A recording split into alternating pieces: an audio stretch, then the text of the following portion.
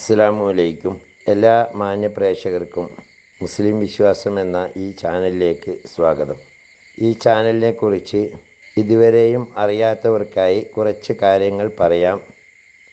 ഇത് ഇസ്ലാം മതവിശ്വാസികൾക്ക് മതത്തെക്കുറിച്ച്, പ്രത്യേകമായി മതത്തിലെ കർമ്മശാസ്ത്ര വിധികൾ, അതുപോലെ പരിശുദ്ധ ഖുർആനിലെ ആയത്തുകളുടെ വിവരണങ്ങൾ, തഫ്സീറുകളെ അടിസ്ഥാനമാക്കിയുള്ള വിവരണങ്ങൾ, ഇസ്ലാമിക ചരിത്രങ്ങൾ, ഇസ്ലാമിക വിശ്വാസ സംബന്ധമായ കാര്യങ്ങൾ, ഒരു മനുഷ്യൻ്റെ തൊട്ടിൽ മുതൽ കട്ടിൽ വരെ എന്ന വിധത്തിൽ പരിശുദ്ധ ഖുർആൻ നിഷ്കർഷിച്ചിട്ടുള്ള നിയമവ്യവസ്ഥകൾ മുതലായവ അറിയാവുന്നവരെ കൊണ്ട് അറിയാത്തവർക്ക് പറഞ്ഞു കൊടുക്കാനുള്ള ഒരു വിജ്ഞാനവേദി എന്ന നിലയിലാണ് ഈ ചാനൽ മുന്നോട്ട് കൊണ്ടുപോകുന്നത്. നിരവധിയായ ഉസ്താദുമാർ ഇതിനു വേണ്ടി കണ്ടൻറ്റുകൾ നൽകി വരുന്നു. ആയതുകൊണ്ട് തന്നെ ഈ ചാനൽ ദീനി പ്രബോധനം എന്ന രീതിയിൽ ആരുടെയെങ്കിലും കയ്യിലെത്തിയാൽ അത് ഒന്ന് സബ്സ്ക്രൈബ് ചെയ്യുകയാണെങ്കിൽ കൂടുതലായിട്ടുള്ള വിവരങ്ങൾ നിങ്ങൾക്ക് ലഭ്യമാക്കുന്നതിനും, അതേപോലെ അത് ഷെയർ ചെയ്യുകയോ ലൈക്ക് ചെയ്യുകയോ ചെയ്താൽ കൂടുതലായ ആളുകളിലേക്ക് എത്തിക്കുന്നതിനും ഉപകാരപ്പെടും.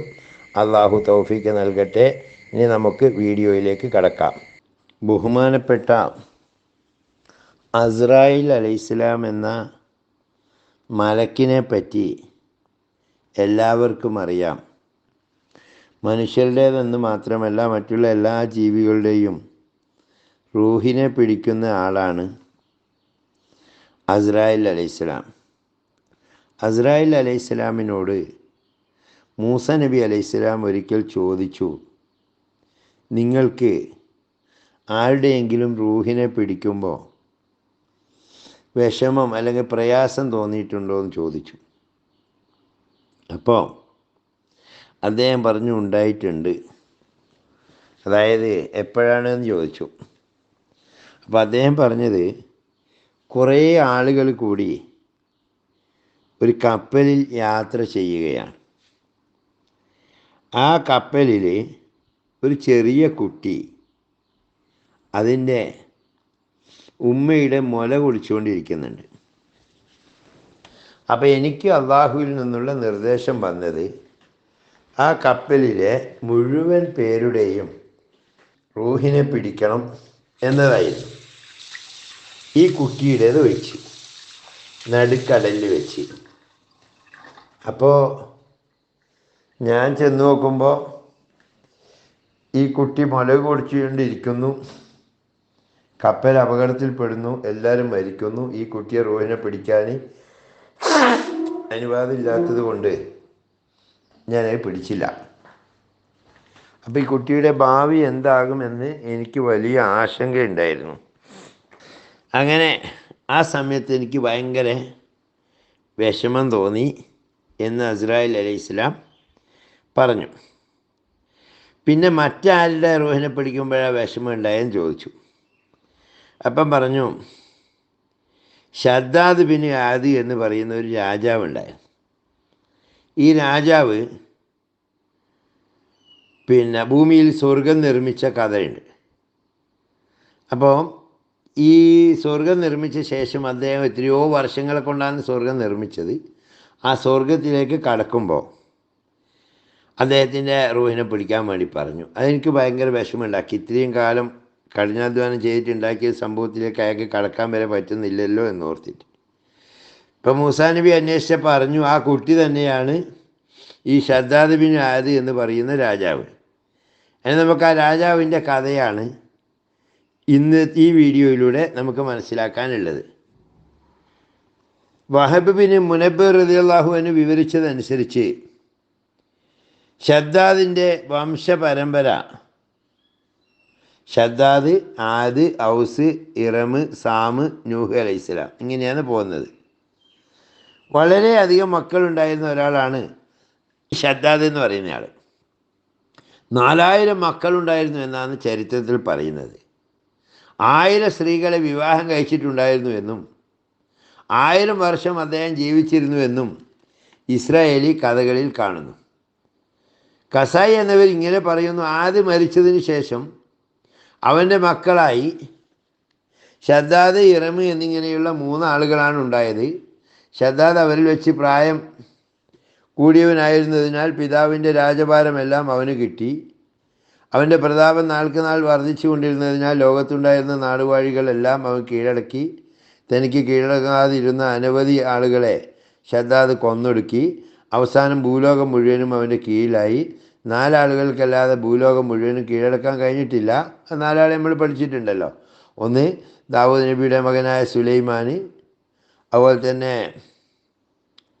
ഇസ്കന്ദർ എന്ന് പറഞ്ഞാൽ അലക്സാണ്ടർ, പിന്നെ ദുൽഖർനൈന്, പിന്നെ ഷദ്ദാദ് ബിൻ ആദും, പിന്നെ നമ്രൂദും.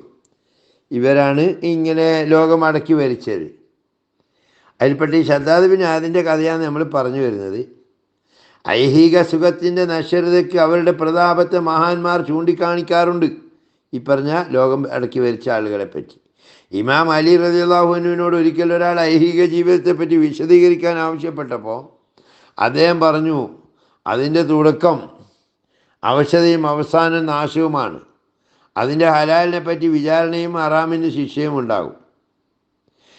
ഷദ്ദാദിനെ പറ്റി കസായി ഇങ്ങനെ പറയുന്നു: ഷദ്ദാദ് ബിൻ ആദ് തനിക്ക് മുമ്പ് ഉണ്ടായിരുന്ന പ്രവാചകന്മാരുടെ ഗ്രന്ഥങ്ങൾ പാരായണം ചെയ്യുന്നത് വലിയ ഉത്സാഹമുള്ള ആളായിരുന്നു. അങ്ങനെ ആ ഗ്രന്ഥങ്ങളിൽ സ്വർഗത്തെപ്പറ്റി ഉണ്ടായിരുന്ന വർണ്ണന കണ്ടപ്പോൾ അതുപോലെയുള്ളൊരു സ്വർഗം തനിക്ക് ഉണ്ടായാൽ കൊള്ളാമെന്ന് അയാൾക്ക് തോന്നി. അവസാനം തനിക്ക് തന്നെ ഒരു സ്വർഗം നിർമ്മിച്ച് കളയാമെന്ന് അയാൾ തീർച്ചപ്പെടുത്തി. അവൻ 1000 മന്ത്രിമാരുണ്ടായിരുന്നു. അവരിൽ ചിലരോട് ഷദ്ദാദ് തൻ്റെ ആഗ്രഹത്തെപ്പറ്റി പറഞ്ഞു. സ്വർഗം പണിയുന്നതിന് പറ്റിയ സമനിരപ്പായ ഒരു ഭൂമി കണ്ടെത്താൻ അവരെ അവൻ ഭരമേൽപ്പിച്ചു.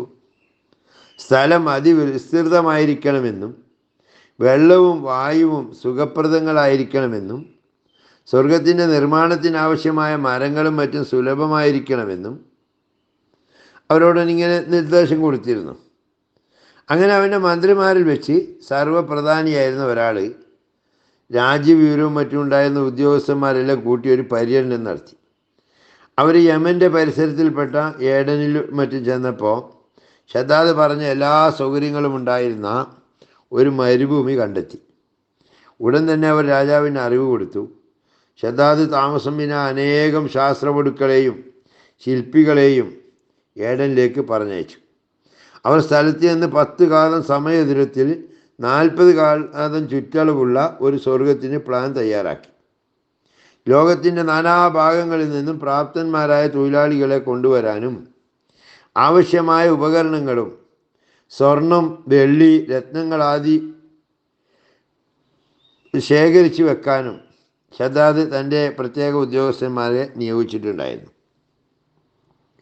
അവരിൽ ഓരോരുത്തരും താന്താങ്ങളെ പരമേൽപ്പിച്ചിട്ടുണ്ടായ കാര്യങ്ങൾ വളരെ വിശ്വസ്തയോടെയും ജാഗ്രതയോടും കൂടി നിറവേറ്റി ചുമര് കെട്ടാനുള്ള ഇഷ്ടികകളെല്ലാം സ്വർണം, വെള്ളി, രത്നം മുതലായവ കൊണ്ടാണ് ചെയ്തുകൊണ്ടിരുന്നത്.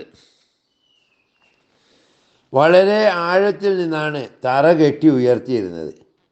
അങ്ങനെ ഉറപ്പും ഭംഗിയും ഉള്ള വലിയൊരു കൊട്ടാരം ഏഡനിൽ പണിതുണ്ടാക്കി. 100 കണക്കിന് മുറികളുണ്ടായിരുന്ന ആ വിശാലമായ കൊട്ടാരത്തിൽ മരതകം, മാണിക്യം മുതലായ രത്നങ്ങളിൽ അലങ്കൃതമായ അനവധി തൂണുകളും കമാനങ്ങളും തിളങ്ങുന്നുണ്ടായിരുന്നു. അതിൻ്റെ മധ്യത്തിൽ കൂടി കൃത്രിമമായി ഒരു പുഴയും ഉണ്ടാക്കി.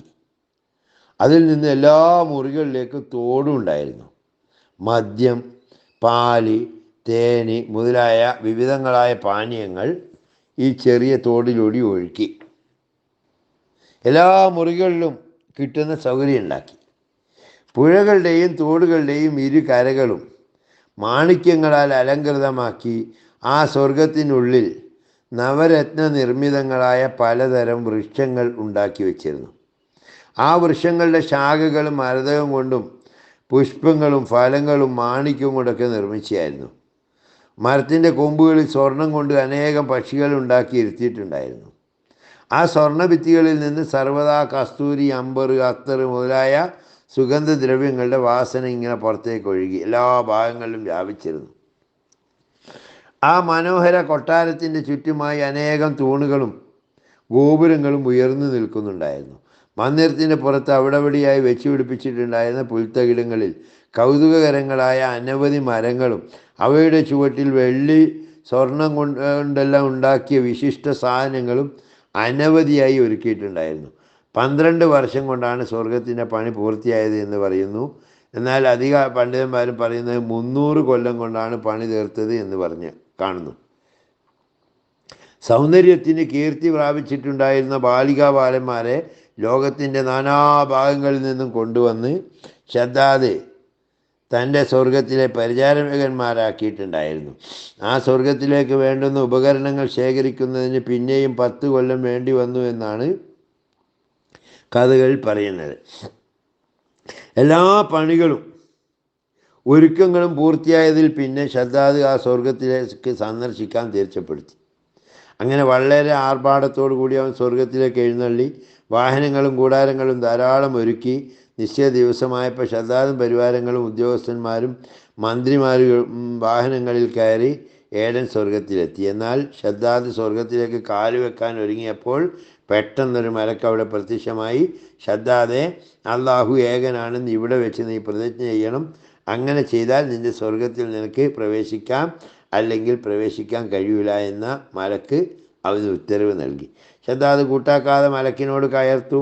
ഉടൻ തന്നെ മലക്ക് ഒരു അട്ടഹാസം മുഴക്കിയതോടുകൂടി ഷദ്ദാദും കൂട്ടുകാരും ഒന്നൊഴിയാതെ അവിടെ വീണ് മരിച്ചു. ആ സ്വർഗത്തിൽ കാലുവെക്കാൻ ഒരാൾക്കും അവസരം ലഭിച്ചില്ല. രാജ്യങ്ങളിൽ എന്നും നിർമ്മിക്കപ്പെട്ടിട്ടില്ലാത്ത സ്തംഭങ്ങളുണ്ടായിരുന്ന ഇറം ആദിനോട് നിൻ്റെ നാഥൻ എന്തു ചെയ്തു എന്ന് നീ കണ്ടില്ലേ എന്ന് പരിശുദ്ധ ഖുർആനിൽ ചോദിച്ചിരിക്കുന്നത് ഈ ഷദ്ദാദ് ഉൾപ്പെടെയുണ്ടായിരുന്ന ആദ് വർഗക്കാരുടെയും അവരുടെ സ്വർഗത്തിൻ്റെ നേർക്കുകൂടി നിയോഗിതനായ ഈ സ്വർഗത്തിൻ്റെ നാശത്തെക്കുറിച്ചാണെന്ന് പണ്ഡിതന്മാർ പറയുന്നുണ്ട്. ഹൂദ് നബി അലൈഹിസ്സലാം ഈ ഷദ്ദാദിൻ്റെ നേർക്കുകൂടി നിയോഗിതനായ പ്രവാചകനായിരുന്നുവെന്നും അവനും മറ്റുള്ളവരെ പോലെ അദ്ദേഹത്തെ ധിക്കരിച്ചു കളഞ്ഞിരുന്നുവെന്നും അവൻ്റെ സ്വർഗ നിർമ്മാണത്തിന് അനുയോജ്യമായ ശിക്ഷ അവന് ലഭിച്ചുവെന്നുമാണ് അവർ പ്രസ്താവിച്ചത്. എന്നാൽ ഈ ഷദ്ദാദ് ആരാണെന്നും തൻ്റെ സ്വർഗം എവിടെയായിരുന്നുമുള്ള സംഗതികളെല്ലാം അഭിപ്രായ വ്യത്യാസങ്ങൾ ധാരാളമുണ്ട്. ഒരു സുദ്ദി എന്ന ഖുർആൻ വ്യാഖ്യാതാവ് പറയുന്നത് ഇങ്ങനെയാണ്: ഷദ്ദാദ് ബിൻ ആദ് നിർമ്മിച്ച സ്വർഗം ഇക്കാലം അത്രയും ശേഷിച്ചിട്ടുണ്ട്. അബ്ദുല്ലാഹിബിന് കലാബ എന്നു പേരായ മരുഭൂമി നിവാസിയായ ഒരു അറബി അതിൽ പ്രവേശിച്ചിട്ടുണ്ടായിരുന്നു.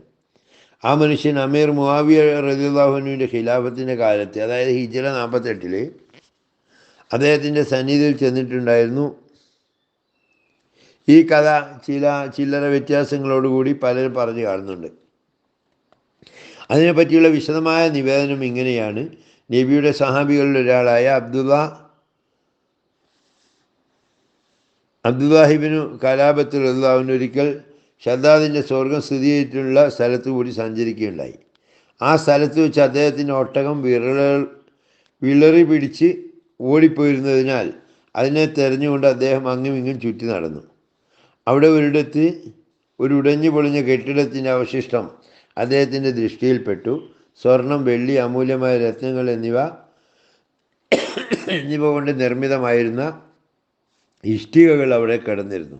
റസൂൽ സല്ലല്ലാഹു അലൈഹി വസല്ലം ദീർഘദർശനം നൽകിയിട്ടുള്ള സ്വർഗമാണോ താൻ കണ്ടതെന്ന് അദ്ദേഹം സംശയിച്ചു.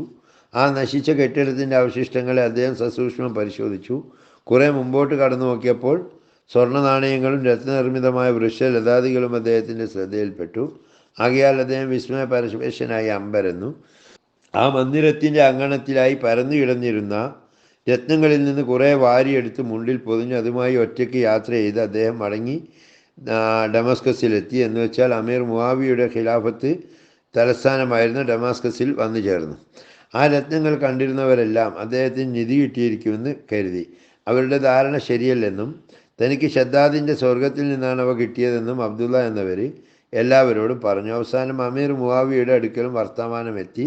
അദ്ദേഹം അബ്ദുള്ള റളിയല്ലാഹു അൻഹു എന്നവരെ വരുത്തി അദ്ദേഹത്തിൻ്റെ അനുഭവം സ്വപ്നമോ അല്ല യഥാർത്ഥ കൺകാഴ്ചയോ എന്ന് ചോദിച്ചു. താൻ യഥാർത്ഥത്തിൽ കണ്ടത് തന്നെയാണെന്നും ആ പ്രദേശത്തിൻ്റെ രൂപം ഇപ്പോഴും തൻ്റെ ഹൃദയത്തിൽ പതിഞ്ഞിരിക്കുന്നു എന്നും ഏദൻ മലയിൽ നിന്നും കുറേ ദൂരത്തോളം ചെന്നാൽ വഴിയരികെ ഒരു മരവും മറുവശത്തൊരു കിണറും കാണാമെന്നും ആ സ്ഥലത്ത് ഞാൻ കൊണ്ടുവന്നതുപോലുള്ള അനവധി രത്നങ്ങളുണ്ടെന്നും അദ്ദേഹം ഖലീഫയോട് പ്രസ്താവിച്ചു. മുആവിയ റളിയല്ലാഹു ഭരിതനായി ദർബാറിലുണ്ടായിരുന്ന കഅബുൽ അഹ്ബാർ മുതലായ ചരിത്ര പണ്ഡിതന്മാരോട് അത്തരത്തിലൊരു പട്ടണം ഈ ലോകത്തുണ്ടായിരുന്നതായി അവർ വിശ്വസിക്കുന്നുണ്ടോ എന്ന് ചോദിച്ചപ്പോൾ അങ്ങനെ ഒരു പട്ടണം ഉണ്ടായിരുന്നു എന്നതിൽ സംശയമില്ലെന്ന് അവരെല്ലാവരും സമ്മതിച്ചു. കാലാന്തരത്തിൽ ആ സ്ഥലം ഭൂമിക്കടിയിൽ പെട്ടുപോയെന്നാണ് പണ്ഡിതന്മാർ അനുമാനിക്കുന്നതെന്നും അവർ പ്രസ്താവിച്ചു. തൻ്റെ അനുചരന്മാരിൽ ഒരാൾ തനിക്ക് കാണാതായ ഒട്ടകത്തെ തിരഞ്ഞ് ഒരു സ്ഥലത്ത് ചെല്ലുമെന്നും അവിടെ അയാൾ അത്ഭുതകരമായ സാധനങ്ങൾ ദർശിക്കുമെന്നും അയാൾ ഉയരം കുറഞ്ഞവനും ചുവപ്പ് നിറവും നീല നേത്രങ്ങളും ഉള്ളവനായിരിക്കുമെന്നും അയാളുടെ മുഖത്തും കണ്ടത്തിലും ഓരോ പുള്ളികൾ ഉണ്ടായിരിക്കുന്നതാണെന്നും മുഹമ്മദ് നബി സല്ലല്ലാഹു അലൈഹി വസല്ലമ തങ്ങൾ ദീർഘദർശനം നൽകിയിട്ടുണ്ടെന്നും പ്രസ്താവിച്ചുകൊണ്ട് ആ ലക്ഷണങ്ങളെല്ലാം ഒത്ത ആളാണ് പ്രസ്തുത അബ്ദുല്ലാഹിബിന് ഖലാബത്തെന്ന് ആ പണ്ഡിതന്മാർ അഭിപ്രായപ്പെട്ടതായും കിതാബുകളിലുണ്ട്. ഈ സ്ഥലങ്ങളെല്ലാം ഇപ്പോൾ പുരാവസ്തു ഗവേഷകരുടെ പരിശോധനകൾക്ക് പാത്രീഭവിച്ചിരിക്കുന്നതായതുകൊണ്ട് അചിരേണ പല ചരിത്ര സത്യങ്ങളും ഇതുമായി ബന്ധപ്പെട്ട് വെളിപ്പെടാനുണ്ട്. ഇതാണ് ഭൂമിയിൽ സ്വർഗം നിർമ്മിച്ച ഒരു ചക്രവർത്തിയുടെ കഥ. അല്ലാഹു ചരിത്രത്തിൽ നിന്ന് പാഠം ഉൾക്കൊള്ളാൻ നാം ഏവരെയും അനുഗ്രഹിക്കുമാറാകട്ടെ. വാഹിർ ദഅ്വാനാ അൽഹംദുലില്ലാഹി റബ്ബിൽ ആലമീൻ. അസ്സലാമു അലൈക്കും വറഹ്മത്തുള്ളാഹി വബറകാതുഹു.